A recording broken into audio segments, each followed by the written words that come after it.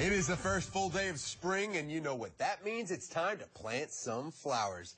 Kindal Marin is from Bell Nursery, and she's joining us this morning. And you, of course, you always bring some flowers for an example. Yes, we do. We try to show you what you can do in your garden, what we have in the garden centers. Obviously, it's early in the season. Right. So we're starting off with some early season perennials. Over here, we've got a hellebore that's an early bloomer, some carnations, otherwise known as dianthus.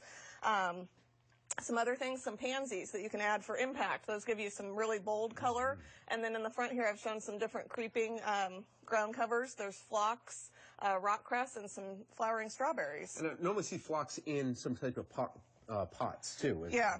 Okay. It's great in containers because it'll spill over the edges. I also love it, you know, if you've got kind of a rock garden or something where you've got an edge, or even just lining a walkway. Absolutely. Yes.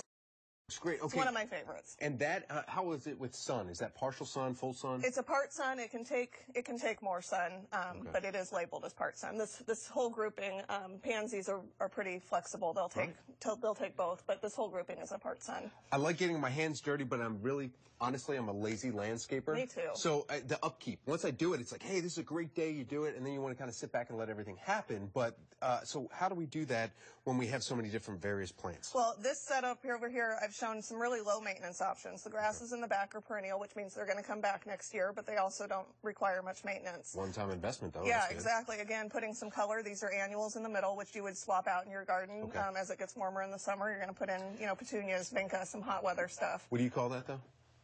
What do you call them? Ground. Yeah, but you had a term that you used these, you called them the color. The hens and chicks up in the front. Oh, no, not the actual plant, but you said it's instead of splash of color. What do you? Oh, instant impact. Instant impact right there. Look at that. We're learning the jargon. Thank you so much. And, of course, you can't go to Bell, but you can go to Home Depot. Home Depot, yep. And ask anybody in a purple shirt, and they can help you find what you're looking for. Purple shirts at Home Depot. We got purple and orange. Orioles and Ravens fans, too, right there. There you go. Look at that. Okay, well, if you missed anything right here, if you want to learn more, just log on to our website, foxbaltimore.com/morning. Thank you, Bell Nursery. We'll